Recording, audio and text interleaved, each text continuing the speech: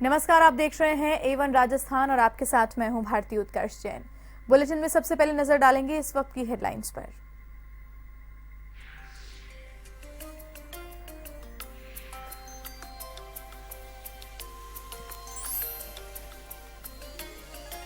निवेश को लेकर जापानी डेलीगेशन ने सीएम राजे से की मुलाकात। जापानी डेलीगेशन ने की मुख्यमंत्री की तारीफ। सीएम ने कहा, भारत जापान के रिश्तों का मिल रहा है फायदा।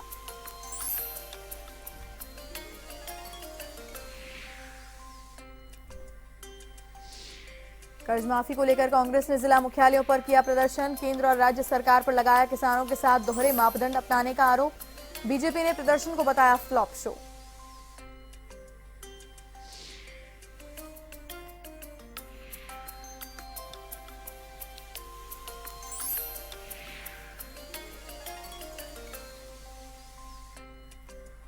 कोटा में कोचिंग छात्रा ने फांसी लगाकर की आत्महत्या। कमरे में मिला सुसाइड नोट। पढ़ाई के तनाव के चलते उठाया कदम।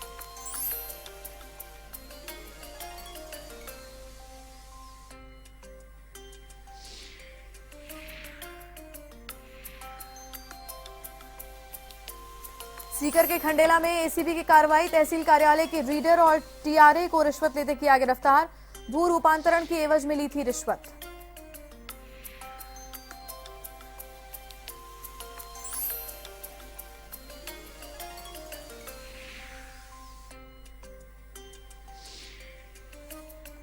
नागौर के मकराना में मानव तस्करी यूनिट की कार्रवाई। होटलों और ढाबों पर दबिश देकर 6 बाल श्रमिकों को रखाया मुक्त। टीम की कार्रवाई के दौरान शहर में मचा हड़कंप।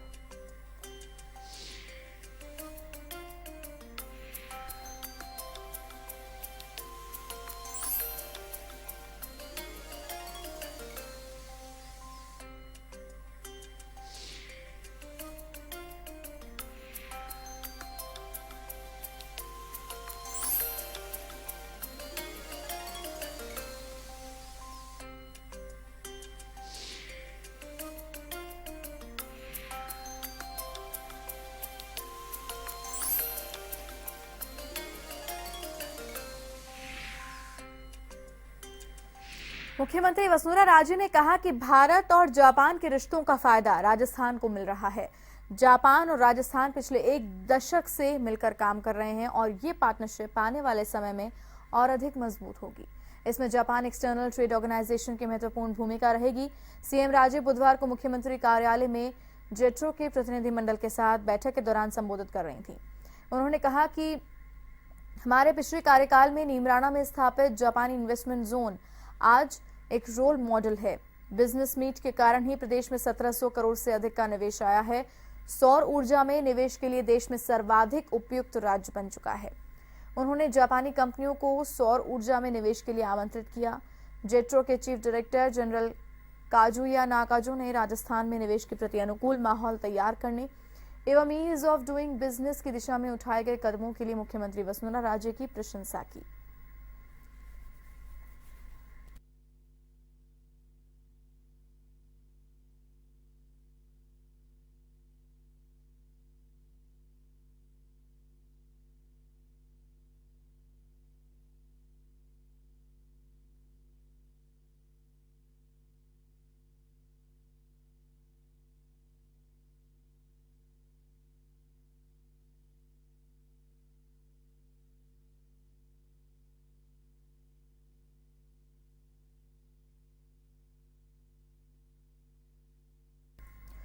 शिक्षा नगरी कोटा में एक और कोचिंग छात्रा के आत्महत्या करने का मामला सामने आया है। जवाहर नगर थाना इलाके में एक कोचिंग छात्रा ने फांसी लगाकर आत्महत्या कर ली। सूचना के बाद मौके पर पहुंची पुलिस ने शव को फंदे से उतरवाकर मोर्चरी में रखवा दिया। बताया जा रहा है कि मृतका ऋषिका राजबिहार की रहने वाली थी, जो कि कोटा में रहकर एलएन कोचिंग संस्थान से पढ़ाई कर रही थी। पुलिस को मृतका के कमरे से सुसाइड नोट बरामद हुआ है, जिसमें पढ़ाई में तनाव के बारे में लिखा गया है। फिलहाल पुलिस ने छात्रा के परिजनों को सूचित किया है, जिनके कोटा पहुंचने के बाद ही शव का पोस्टमार्टम करवाया जाएगा।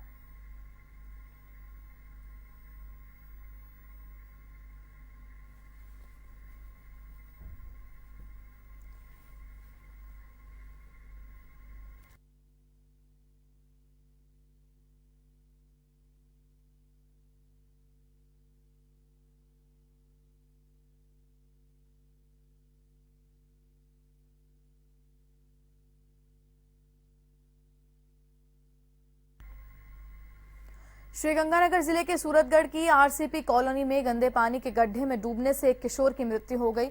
इस संबंध में मृतक के परिजनों ने पुलिस कार्रवाई नहीं करवाई है। जानकारी के अनुसार आरसीपी कॉलोनी निवासी 12 वर्षीय चीकू पुत्र चुनीलाल बुधवार सुबह घर के बाहर खेल रहा था।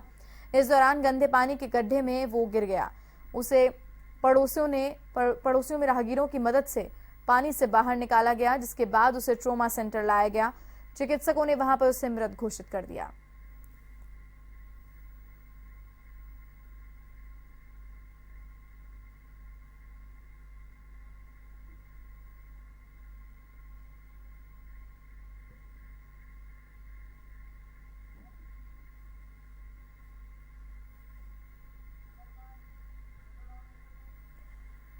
सीकर के भ्रष्टाचार निरोधक ब्यूरो ने खंडेला तहसील कार्यालय के रीडर और टीआरए को रिश्वत लेते हुए रंगे हाथों गिरफ्तार कर लिया है।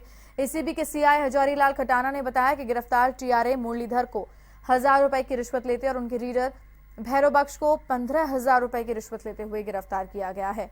दोनों ने कांवट निवासी बाबूलाल से उनकी जमीन के भू रूपांतरण की एवज में रिश्वत मांगी थी, जिसमें टीआरए मुरलीधर ने कल ही 1000 रुपए लिए थे।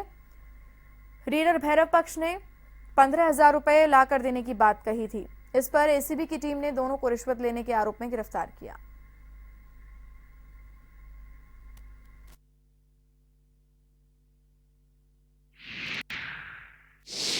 सैनी नाम के परिवादी ने इस लिपिक तहसीलदार खंडेला, जो कि 15,000 रुपये तहसीलदार के लिए भूमि रूपांतरण के एवज में मांग रहा है, इस पे दिनांक 13/6/2017 को मांग का सत्यापन करवाया। सत्यापन के दौरान टीआरए ने भी 1,000 रुपये की रिश्वत प्राप्त की। इसके बाद दिनांक 14/6 को आज भैरव बख्श को और टीआरए को गिरफ्तार कर लिया गया है। भैरव बख्श ने 15,000 रुपये की रिश्वत राशि प्राप्त की।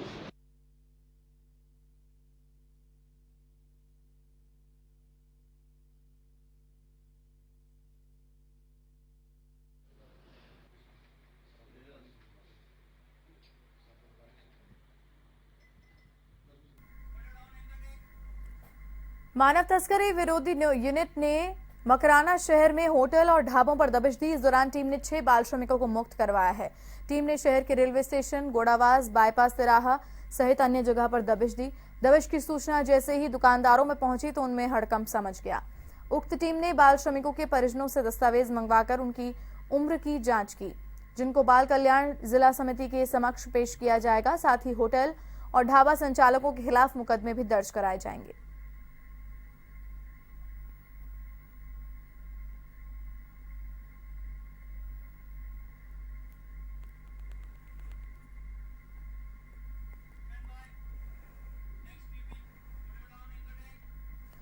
जोधपुर जिले के फलौदी में एक विवाहिता ने अपने ससुराल पक्ष के खिलाफ दहेज प्रताड़ना का मामला दर्ज कराया है। पीड़िता ने लिखित रिपोर्ट में बताया कि प्रेगनेंसी के दौरान उसके पति सूरज सहित ससुराल पक्ष के लोग उस पर पुत्र जन्म का दबाव डालकर सोनोग्राफी करवाने का दबाव डाल रहे थे, जिस पर वो तैयार नहीं थी। पीड़िता के मना करने पर उसके साथ मारपीट कर उसे परेशान किया करते थे। पीड़िता ने बताया कि जैसे ही उसने बेटी को जन्म दिया, ससुराल वालों ने उसे घर से निकाल दिया।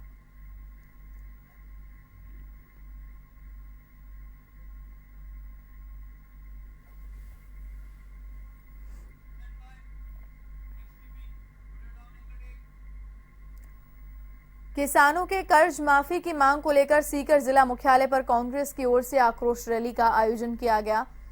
जिला मुख्यालय स्थित कृषि उपज मंडी में किसान आक्रोश रैली हुई। रैली में प्रदेश कांग्रेस कमेटी के अध्यक्ष सचिन पायलट, राजस्थान कांग्रेस के प्रभारी अविनाश पांडे, नेता प्रतिपक्ष रामेश्वर डूडी सहित कई कांग्रेसी नेता उपस्थित रहे। रैली को संबोधित करते हुए पायलट ने राज्य और केंद्र की भाजपा सरकार पर जमकर हमला किया। उन्होंने कहा कि सरकार को राजस्थान में किसानों के कर्जे माफ करने चाहिए।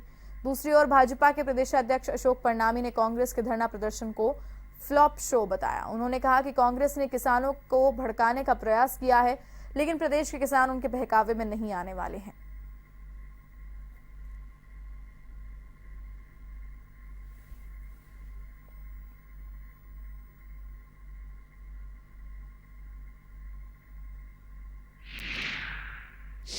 चाहते हैं बीजेपी की सरकारों से, खास करके मुख्यमंत्री वसुंधरा जी से, कि उत्तर प्रदेश के किसान का अगर ऋण माफ़ हो सकता है, महाराष्ट्र के किसानों का कर्जा माफ़ हो सकता है, तो राजस्थान के किसानों ने क्या पाप किया है? हमारी केंद्र की सरकार ने जब ऋण माफ़ी किया था तो उसमें कोई भेदभाव नहीं था, कोई पक्षपात नहीं था।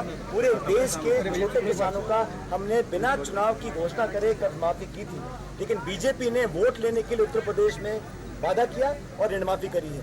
आज किसान सड़कों पर है, चाहे तमिलनाडु का हो, चाहे मध्य प्रदेश का हो, चाहे राजस्थान का हो। मैं चाहता हूं बीजेपी से कि समय खराब करने से पहले, उससे पहले कि बहुत देर हो जाए, मुख्यमंत्री जी को और प्रदेश की सरकार को किसानों का ऋण माफ़ करना पड़ेगा।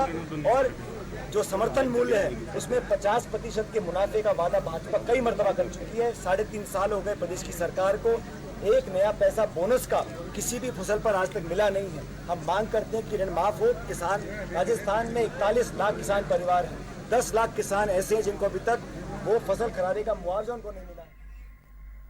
भरतपुर में प्रदेश कांग्रेस के आह्वान पर किसानों को राहत देने के लिए कांग्रेस ने जिला कलेक्ट्रेट मिनी सचिवालय के सामने धरना प्रदर्शन आयोजित किया और मुख्यमंत्री के नाम का ज्ञापन जिला कलेक्टर को सौंपा। धरना प्रदर्शन को संबोधित करते हुए वक्ताओं ने कहा कि 3.5 वर्ष से किसान बदहाली का सामना कर रहा है। सरकारी वादा खिलाफी के कारण 60 किसानों ने आत्महत्या की है। ऋण का समय पर भुगतान नहीं होने से किसानों को ऊंची दरों पर बाजार से कर्जा लेना पड़ता है।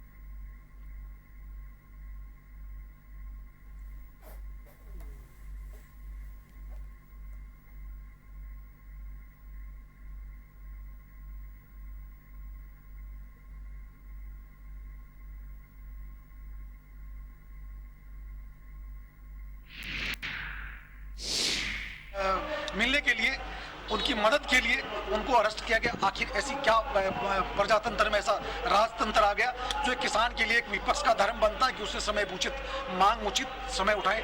और इसी तरह से राजस्थान के किसानों की हमारे प्रदेश अध्यक्ष जी, हमारे राष्ट्रीय अध्यक्ष और उपाध्यक्ष ने, हमारे पूर्व मुख्यमंत्री ने, इनकी हर समय मुद्दे की बात बताई गई, बिजली की, पानी की, किसान की उचित मुआवजे की, लेकिन भारतीय जनता पार्टी देने को तैयार नहीं है। किसान अपनी बातों पर अड़े हुए हैं और किसान के साथ कांग्रेस और हिंदुस्तान की तमाम आवाम खड़ी हुई है। हम आज किसान के दमनकारी नीतियों के खिलाफ, किसान के पक्ष में आज हम इनके धरना और प्रदर्शन में साथ हैं। सवाई माधोपुर में सरकार के किसान विरोधी नीतियों के खिलाफ कांग्रेसियों ने कलेक्ट्रेट पर प्रदर्शन कर मुख्यमंत्री के नाम जिला कलेक्टर को ज्ञापन सौंपा है और किसानों का कर्ज माफ करने सहित फसल समर्थन मूल्य पर खरीदने की मांग की है। प्रदर्शन के दौरान सरकार सहित जिला प्रशासन के खिलाफ जमकर नारेबाजी की। आखिरकार जिला कलेक्टर कैलाश चंद वर्मा व पुलिस अधीक्षक मामन सिंह को बाहर आकर कांग्रेसियों का ज्ञापन लेना पड़ा। इस दौरान प्रदर्शनकारी कांग्रेसियों को नियंत्रण में रखने के लिए पुलिस को भारी मशक्कत भी करनी पड़ी।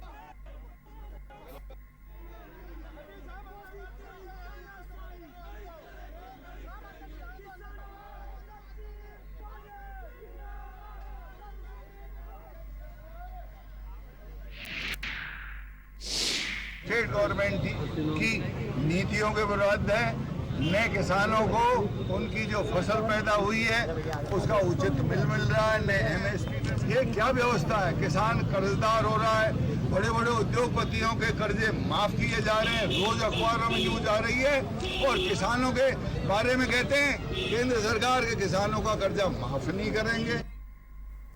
भरतपुर में किसानों की समस्याओं की ओर सरकार का ध्यान आकर्षित करने के लिए भारतीय किसान संघ की ओर से 15 जून को MSJ कॉलेज ग्राउंड में महापड़ाव डाला जाएगा। महापड़ाव की घोषणा भारतीय किसान संघ के प्रदेश स्तरीय अधिवेशन में 20 मई को हुई थी।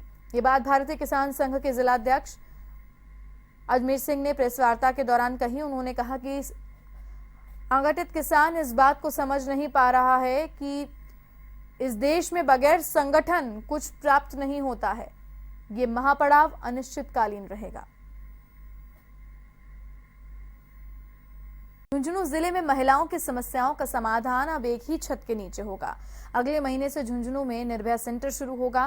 केंद्र सरकार के महिला एवं बाल विकास विभाग द्वारा स्वीकृत इस सेंटर के शुरू होने की जानकारी सांसद संतोष अहलावत ने दी है।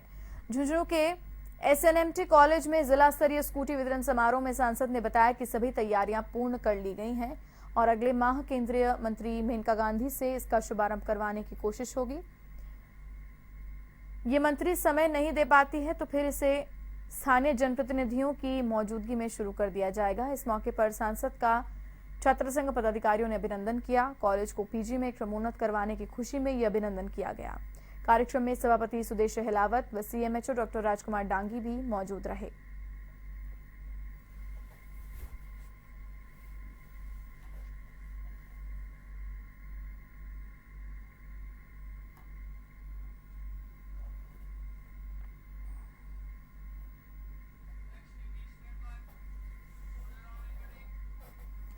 भरतपुर में प्रांतीय आह्वान पर आंगनबाड़ी केंद्रों पर 2 दिवसीय कार्य बहिष्कार प्रारंभ किया गया। पंचायत समिति सेवर के आंगनबाड़ी केंद्रों की कार्यकर्ताओं, सहयोगिनियों व साथियों ने जिला कलेक्टर को ज्ञापन सौंपकर मानदेय बढ़ाने की मांग की। इस अवसर पर उन्होंने बताया कि भाजपा सरकार को सभी आंगनबाड़ी कर्मचारियों को राज्य के कर्मचारी का दर्जा देना चाहिए तथा 15,000 रुपए मासिक मानदेय दिया जाना चाहिए। ये 2 दिवसीय कार्य बहिष्कार 15 जून को भी जारी रहेगा।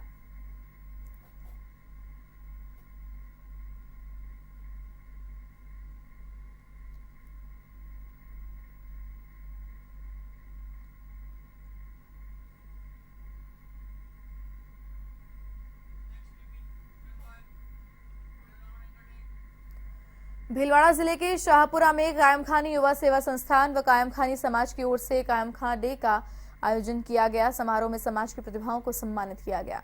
समारोह में बतौर अतिथि के रूप में पूर्व विधायक महावीर जीनगर सहित समाज के प्रतिनिधि व जनप्रतिनिधि मौजूद रहे।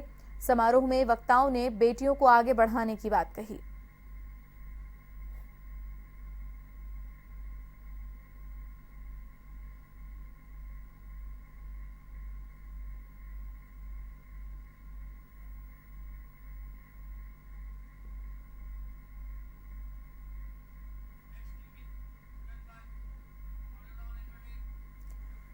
अलवर जिले के बांसूर में राजस्व सेवा परिषद के आह्वान पर राजस्व कर्मचारी सामूहिक अवकाश पर रहे। उन्होंने तहसील कार्यालय पर अनिश्चितकालीन धरना देकर नारेबाजी की।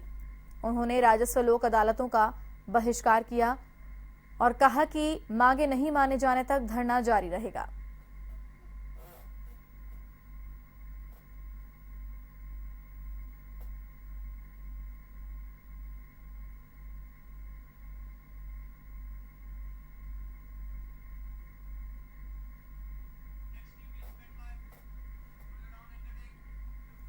डूंगरपुर जिले के प्रभारी मंत्री ओटाराम देवासी ने बुधवार को दौरा किया और शहर के विभिन्न कार्यक्रमों में भाग लिया। नगर परिषद की ओर से हॉस्पिटल में मरीजों को पानी की समस्या को लेकर आरओ फिल्टर मशीन लगाई गई, जिसका उद्घाटन प्रभारी मंत्री ओटाराम देवासी, जिलादाय मंत्री सुशील कटारा और सांसद एमके हर्षवर्धन ने किया। समारोह में विधायक देवेंद्र कटारा और सभापति के गुप्ता उपस्थित रहे। उद्घाटन के पश्चात मंत्री ने ब्लड बैंक का निरीक्षण किया। फिर नगर परिषद में चल रहे रक्तदान शिविर का निरीक्षण कर शिविर में लोगों को पट्टे वितरित किए।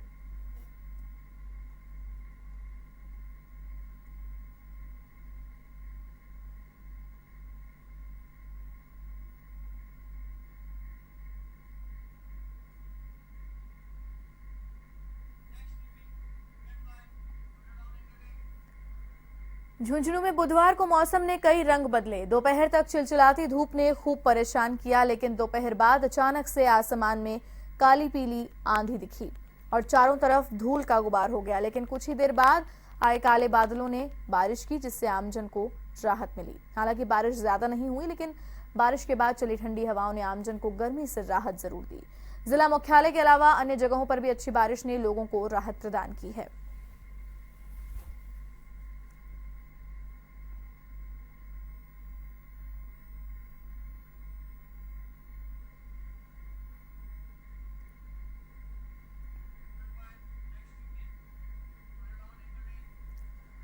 झुंझुनू में भी सभी तहसीलदार, नायब तहसीलदार, गिरदावर और पटवारी हड़ताल पर रहे, जिसके चलते तहसील कार्यालयों और पटवार घरों में सन्नाटा पसरा रहा। तहसीलदार सेवा संघ की जिलाध्यक्ष एवं झुंझुनू तहसीलदार दमयंती कंवर ने बताया कि 8 मई को जब प्रदेश भर के राजस्व अधिकारी हड़ताल पर गए थे, सरकार ने वादा किया था कि वो 15 दिनों के अंदर सभी मांगों को लेकर सकारात्मक कदम उठाएंगे। लेकिन अब 1 महीने से ज्यादा का वक्त बीत जाने के बाद भी कोई कदम उठाने की बजाय मांगों को ठंडे बस्ते में डाल दिया गया है, जिसके चलते एक बार फिर से सभी हड़ताल पर चले गए हैं।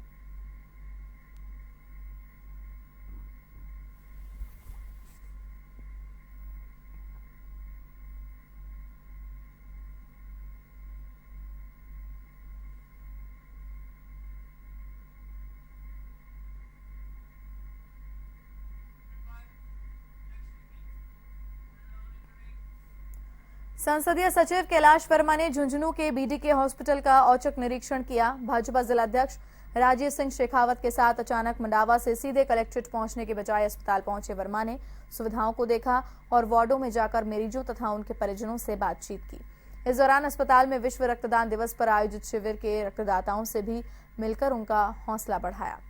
इस मौके पर पीएमओ ने मरीज की संख्या का हवाला देते हुए अस्पताल के भवन विस्तार की मांग रखी, जिस पर वर्मा ने सरकार स्तर पर इसके लिए बात करने का आश्वासन दिया।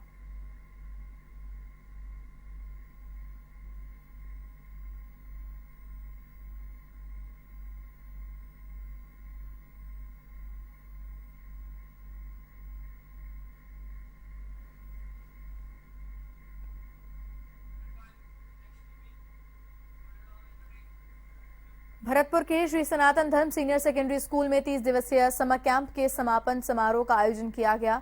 सनातन समर कैंप में विभिन्न स्कूलों के 80 बच्चों ने हिस्सा लिया और अपनी छुट्टियों में dance, art and craft, paper cutting, digital photography, cooking, games, swimming आदि सीखे। इस मौके पर बच्चों के द्वारा बनाए गए व्यंजन खिलाए गए। बच्चों द्वारा तैयार की गई आर्ट एंड क्राफ्ट की प्रदर्शनी को भी पेरेंट्स ने खूब सराहा। इस मौके पर विभिन्न कॉम्पिटिशन्स के विजेताओं को भी पुरस्कृत किया गया। सनातन सामान्य ज्ञान प्रतियोगिता के नगद पुरस्कार एवं ट्रॉफी को वितरण सनातन धर्म स्कूल के अध्यक्ष डॉक्टर संदीप शर्मा ने किया।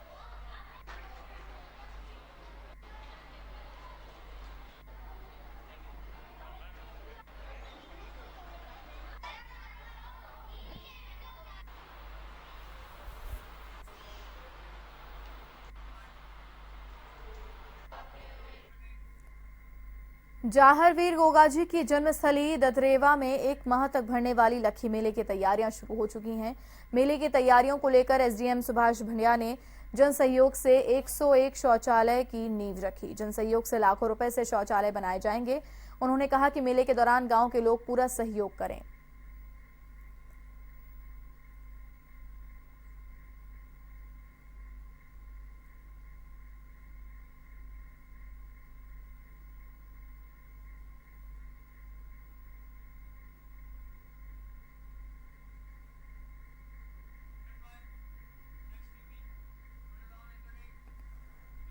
बारां के शाहबाद केलवाड़ा वन रेंज में जंगलों में हरे पेड़ों पर धड़ल्ले से कुल्हाड़ियां चल रही हैं और पेड़ों को काटकर उक्त भूमि को खेती योग्य तैयार किया जा रहा है। सैकड़ों की तादाद में हरे पेड़ों को काटा जा रहा है।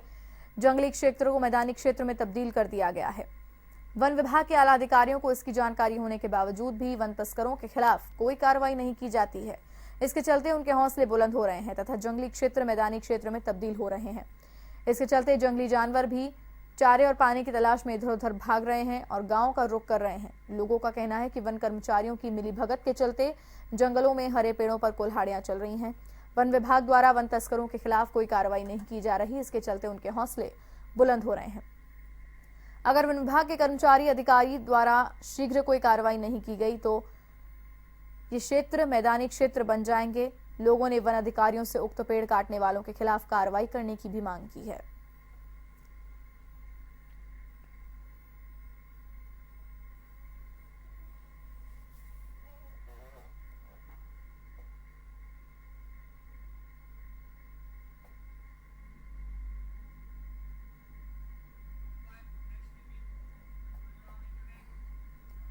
विभिन्न मांगों को लेकर बिजली कर्मचारियों ने झुंझुनू में प्रदर्शन किया। डिस्कॉम के निजीकरण करने, फीडर इंचार्ज के नाम पर कर्मचारियों का शोषण करने और अन्य मांगों को लेकर किए गए इस प्रदर्शन में जिले भर से कर्मचारियों ने हिस्सा लिया।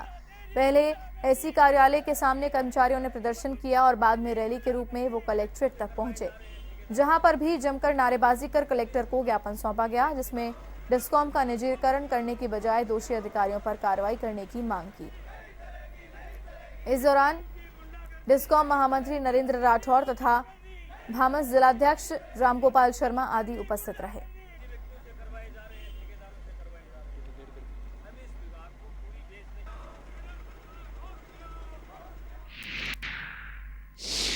अभी 18 तारीख को कार्यसमिति निर्णय है, उसके हम सेकंड चरण में, हमने फर्स्ट चरण में 7 जून को सभी जो हमारे 184 उपखंड है उनमें ज्ञापन दिया गया मुख्यमंत्री महोदय को सभी सहायक कर्मता के माध्यम से।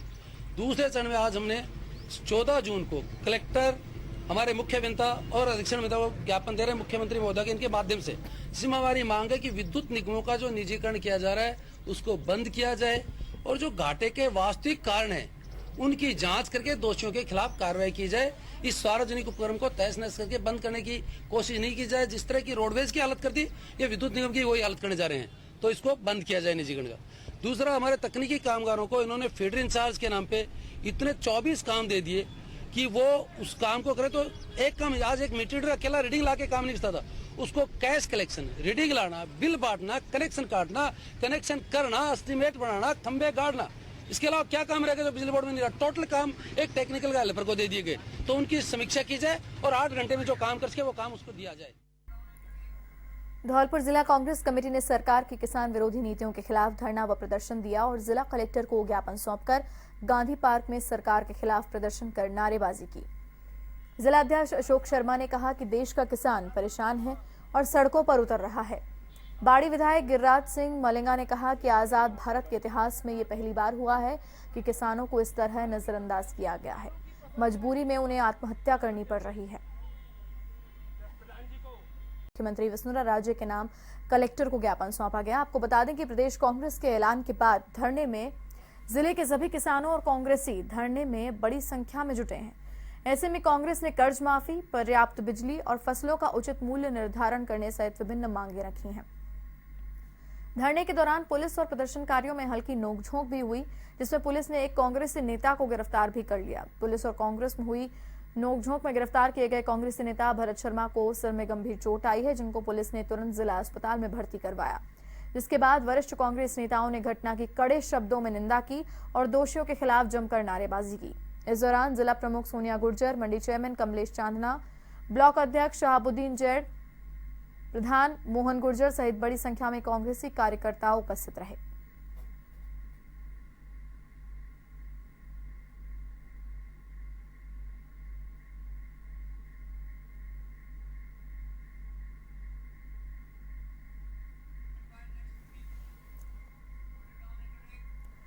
मुख्यमंत्री ओएसडी रतनलाल योगी ने धौलपुर चिकित्सालय का औचक निरीक्षण कर व्यवस्थाओं में सुधार लाने के आवश्यक दिशा निर्देश दिए हैं। ओएसडी योगी ने हॉस्पिटल के लगभग सभी वार्डों का निरीक्षण किया। ऐसे में अस्पताल में सफाई व्यवस्था नहीं होने पर योगी ने अस्पताल प्रशासन को जमकर लताड़ भी लगाई और सफाई व्यवस्था करवाने के दिशा निर्देश दिए। ट्रोमा वार्ड के स्टाफ ने ओएसडी को अपनी समस्याएं बताई, जिनका उन्होंने जल्द से जल्द समाधान करने का आश्वासन दिया।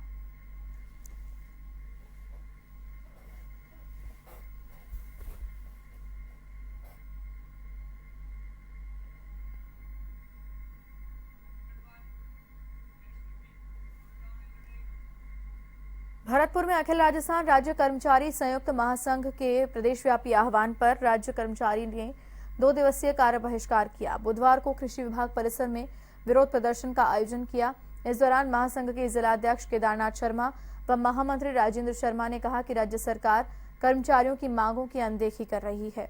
10 वर्ष इंतजार के बाद जनवरी 2016 में मिलने वाला 7वां वेतन आयोग अभी तक लागू नहीं किया गया। महासंघ की मांगे नहीं माने जाने पर राज्य के समस्त कर्मचारी 1 सितंबर से अनिश्चितकालीन हड़ताल पर चले जाएंगे।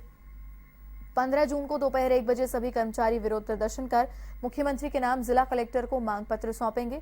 इस अवसर पर कृषि विभाग में कार्यरत प्रयोगशाला सहायक मुकेश कुमार उर्फ बाबी को महासंघ का जिला उपाध्यक्ष मनोनीत किया गया।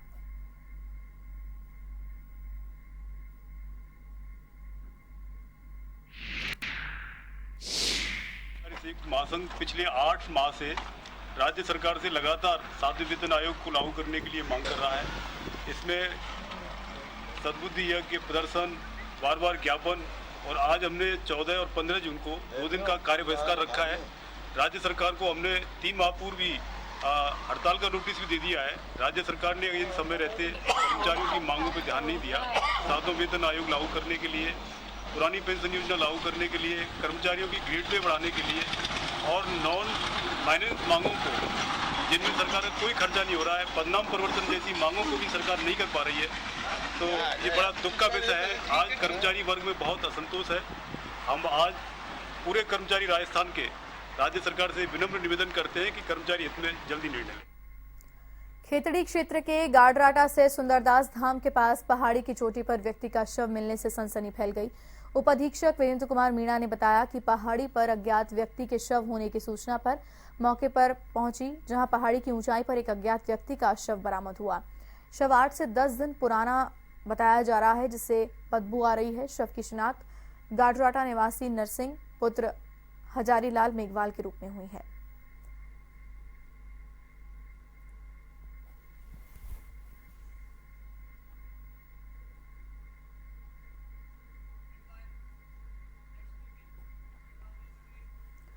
सूरजगढ़ पंचायत समिति परिसर में पंडित दीनदयाल ज्योति योजना के विद्युत विभाग के अधिकारियों पर भ्रष्टाचार का मुद्दा छाया रहा। प्रधान सुभाष पूनिया की अध्यक्षता में हुई बैठक में भाजयुमो के पूर्व जिलाध्यक्ष व महपालवास सरपंच रणवीर नाडा ने विद्युत विभाग के अधिकारियों पर भ्रष्टाचार के आरोप लगाए। उन्होंने कहा कि वो योजना में पात्र व्यक्तियों को विद्युत कनेक्शन नहीं देकर भ्रष्टाचार करते हुए रसूखदारों को विद्युत कनेक्शन दे रहे हैं। ग्राम पंचायतों को भी उनके गांव में इस योजना के तहत किए जाने वाले कनेक्शनों की जानकारी नहीं दी जा रही है।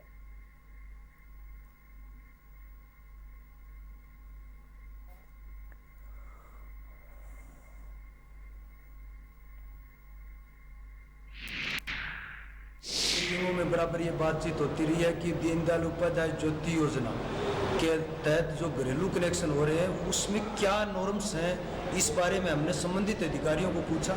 मैंने जिले की डिस्सा की मीटिंग में भी ये मामला उठाया कि किस नियम के अनुसार ये कनेक्शन हो रहे हैं, परंतु आज तक विभाग को इस बारे में कोई भी जानकारी नहीं दे पाया।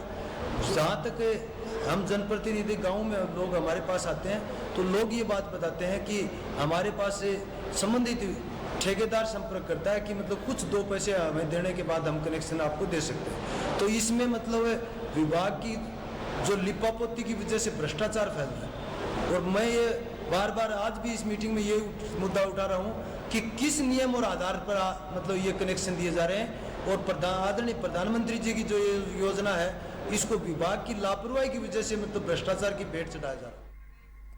नागौर के जाल में कांकाणी भवन में चिकित्सा राज्य मंत्री बंशीधर बाजिया ने भाजपा कार्यकर्ताओं की बैठक ली। बैठक में मंत्री कार्यकर्ताओं को सरकार की योजनाओं को आमजन तक पहुंचाने की अपील की। विधायक डॉक्टर मंजू बागवान ने कहा कि पिछले बजट में किसानों को 11 करोड़ का मुआवजा दिया गया था। वहीं कहा कि इस बार जिले में मीठे पानी की समस्या को हल किए जाने के प्रयास हैं। इस दौरान बड़ी संख्या में भाजपा कार्यकर्ता उपस्थित रहे।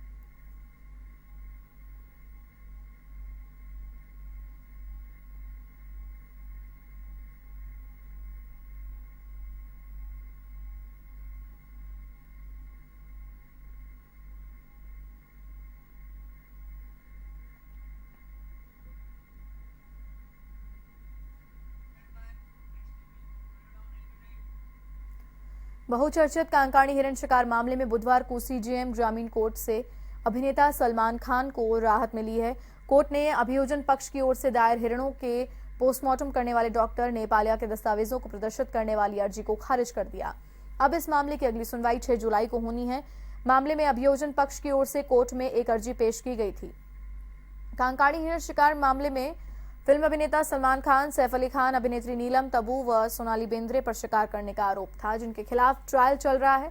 आपको बता दें कि सभी आरोपियों का बयान मुलजिम हो चुके हैं। अंतिम बहस से पहले अभियोजन पक्ष ने एक अर्जी लगाई थी, जिस पर अभियोजन और बचाव पक्ष की बहस के बाद कोर्ट ने फैसला सुनाते हुए अभियोजन पक्ष की अर्जी को खारिज कर दिया था।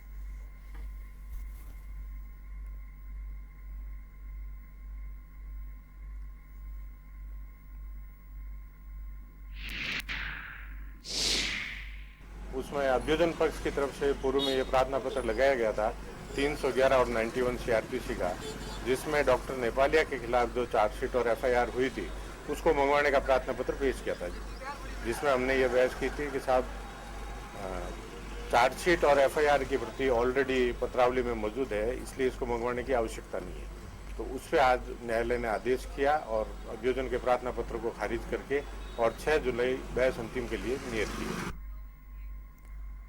झुंझुनू जिले के ढिगाल में शहीद अजय चौधरी की पहली पुण्यतिथि पर मूर्ति अनावरण कार्यक्रम आयोजित किया गया, जिसमें बतौर मुख्य अतिथि सैनिक कल्याण बोर्ड के अध्यक्ष प्रेम सिंह बाजौर उपस्थित रहे। कार्यक्रम में समाज कल्याण बोर्ड की अध्यक्ष कमला कांसवा, सांसद संतोष अहलावत, विधायक शुभकरण चौधरी, नरेंद्र कुमार सहित अन्य जनप्रतिनिधियों ने हिस्सा लिया।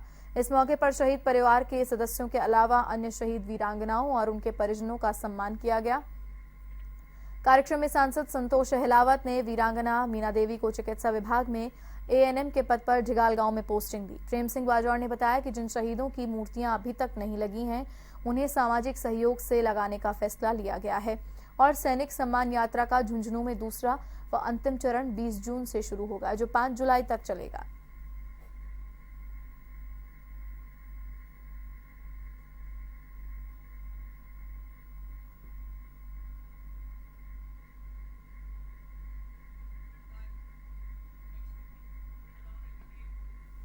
झालावाड़ के पिड़ावा कस्बे में राजस्व कार्मिक परिषद के प्रांतीय आह्वान पर तहसील के सभी राजस्व कर्मचारी अनिश्चितकालीन धरने पर रहे। आपको बता दें कि राजस्व कर्मियों ने यह धरना तहसीलदार राजेंद्र प्रसाद शर्मा के नेतृत्व में दिया जा रहा है, जिसमें बताया गया कि राज्य सरकार के साथ 8 मई को हुए 11 सूत्रीय समझौते पर सहमति बन गई थी, लेकिन 1 महीने बीत जाने के बाद भी कोई आधिकारिक आदेश जारी नहीं होने से राजस्व कार्मिकों में रोष है। इन्होंने बताया कि जब तक कोई आदेश जारी नहीं होगा तब तक अवकाश पर रहकर धरना प्रदर्शन जारी रखेंगे। ऐसे में राजस्व से संबंधित सभी कार्य प्रभावित हो रहे हैं।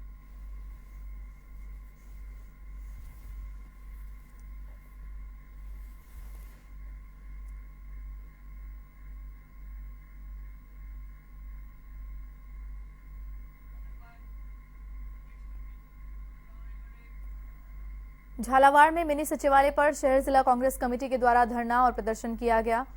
पूर्व विधायक अशोक बैरवा ने बताया कि भाजपा ने आम जनता के साथ वादा खिलाफी करके सत्ता पाई है और यही वजह है कि किसान आर्थिक रूप से कमजोर होकर हत्या करने पर मजबूर हो रहा है।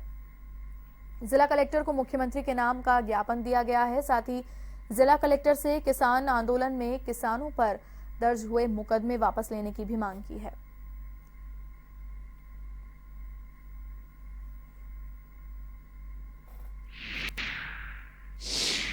सभी जिला मुख्यालय पर सभी कांग्रेस जन और किसान भाई अपना समस्याओं को लेकर धरना प्रदर्शन कर रहे हैं और प्रदेश कांग्रेस के निर्देश पर सभी कांग्रेस जन आज यहाँ झालावाड़ के कलेक्ट्रेट के मैदान के सामने धरना देकर अपना ज्ञापन दिए हैं।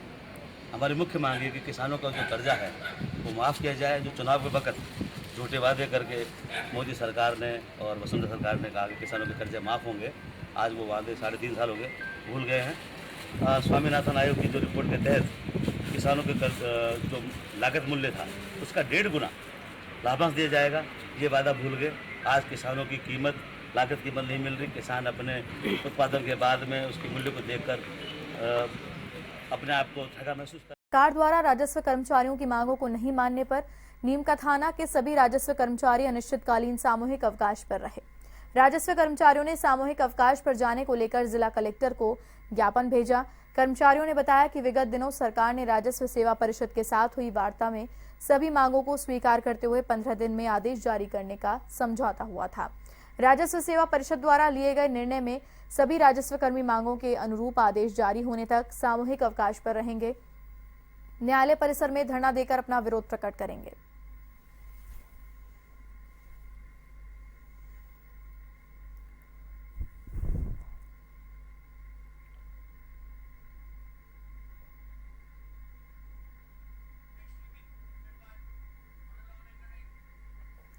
जयपुर जिले के विराटनगर में सोमवार को हुए सड़क हादसे में 2 लोगों की मौत होने पर बस स्टैंड हनुमान बगीचे में मौन धारण कर श्रद्धांजलि दी गई। समाजसेवी पंकज पाराशर ने सरकार से मृतकों के आश्रितों एवं घायलों को मुआवजा देने की मांग की। साथ ही रामगोपाल पांडेय ने मुख्य बस स्टैंड रोड पर अतिक्रमण हटाकर 2 यातायात पुलिस लगाने की भी मांग की।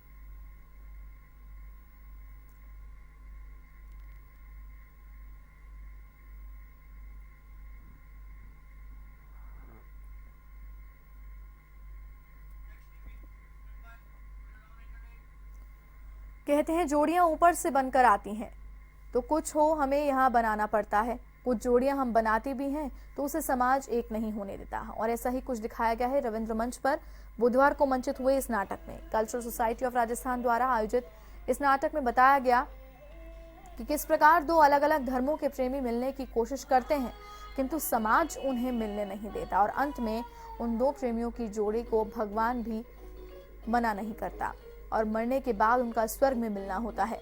नाटक का नाम प्रेम नाहाट बिकाए था। नाटक लखनऊ यहोवाह अकादमी द्वारा मंचित किया गया था।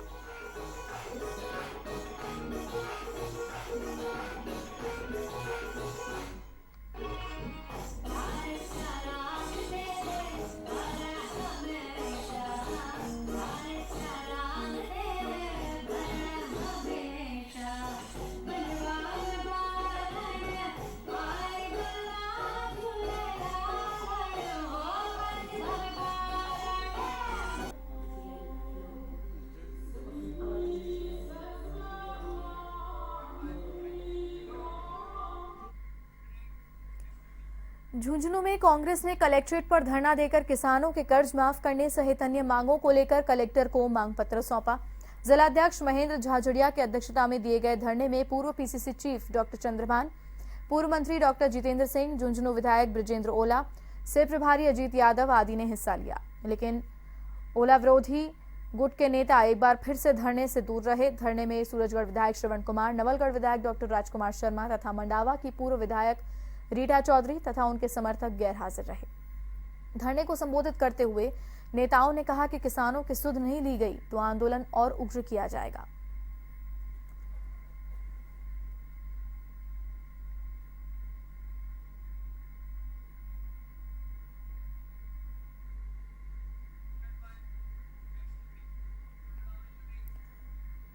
भीलवाड़ा जिले के राजस्व कर्मियों ने कार्य का बहिष्कार करते हुए धरना दिया। उन्होंने मुख्यमंत्री के नाम जिला कलेक्टर को ज्ञापन सौंपा, जिसमें 8 मई को मांगी गई मांगों में जल्द से जल्द आदेश निकालने की मांग की गई। कार्य बहिष्कार के कारण जिले में चल रही राजस्व लोक अदालतों में लोगों को समस्याओं का सामना भी करना पड़ा।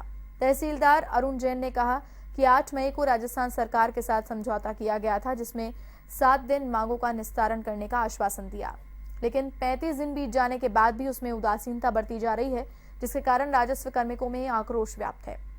और आज जिले के सभी पटवारी, गिरदावर, नायब तहसीलदार और तहसीलदार आदेश जारी होने तक सामूहिक अवकाश पर रहेंगे।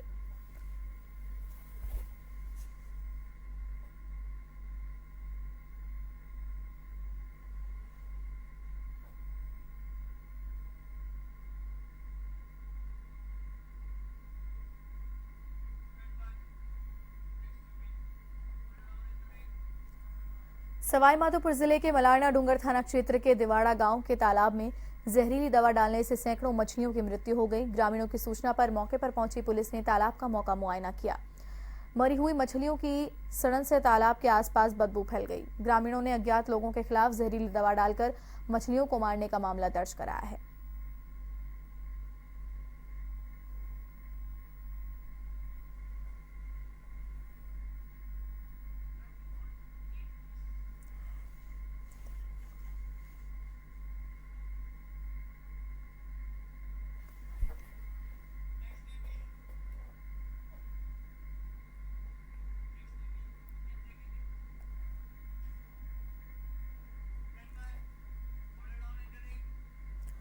जालोर के सायला में पंचायत समिति सभागार में पंचायत समिति की साधारण सभा की बैठक आयोजित हुई, जिसकी अध्यक्षता विधायक अमृता मेघवाल ने की, जिसमें आमजन से जुड़ी समस्याएं जैसे बिजली पानी के मुद्दों को लेकर चर्चा हुई।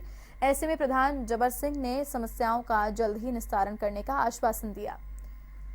उधर विधायक ने बैठक में प्रशासनिक अधिकारियों के नहीं पहुंचने पर नाराजगी जाहिर की।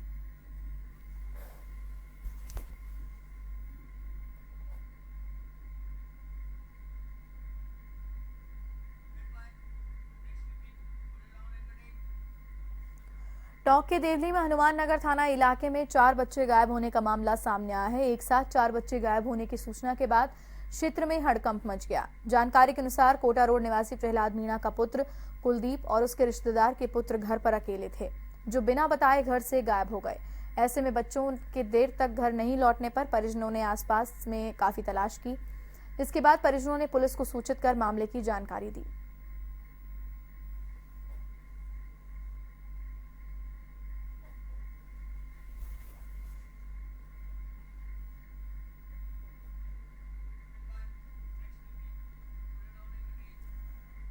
भरतपुर के नदबई कस्बे के गांव कटारा में किराने की दुकानों पर शराब की अवैध बिक्री से परेशान महिलाओं का गुस्सा फूट पड़ा।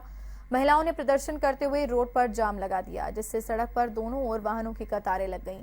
सूचना पर पहुंचे प्रशासन ने महिलाओं को समझाया और 2.5 घंटे बाद समझाइश का फल निकल कर आया और उन्होंने जाम खुलवाया। तहसीलदार को महिलाओं ने जिला कलेक्टर के नाम अवैध शराब की बिक्री को लेकर ज्ञापन सौंपा। महिलाओं का आरोप है कि अवैध शराब बिक्री से आए दिन शराबी लड़कियों से छेड़खानी करते हैं, जिससे उनका घर से निकलना तक मुश्किल हो गया है।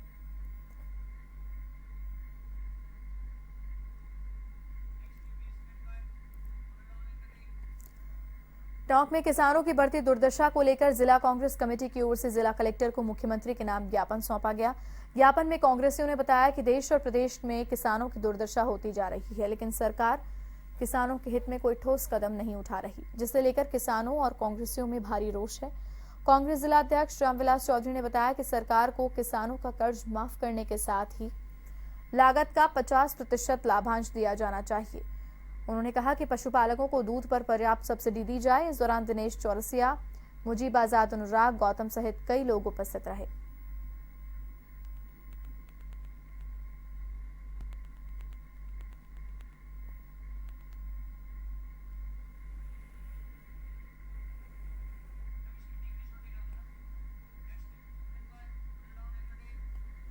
पोखरण शहर में परमाणु the story of Pokhran film के पहले दिन आरटीडीसी मिडवे से शूटिंग शुरू हुई। लाल पत्थरों से निर्मित मिडवे के एक कमरे में विशेष शूटिंग की जा रही है। बॉलीवुड अभिनेता जॉन इब्राहिम, बोमन ईरानी, अभिनेत्री डायना पेंटी 16 जून की शाम तक पोखरण आने की चर्चाएं हैं। शूटिंग के लिए पहला शो पोखरण के Jaisalmer road, RTDC Midway Pokhran किले के साथ साथ मुख्य बाजार, खादी भंडार, गुनगुन टेलर, मेन पोल से चौराहा, गांधी चौक, आड़ा बाजार व गोमट रेलवे स्टेशन को चयनित किए जाने की चर्चाएं हैं।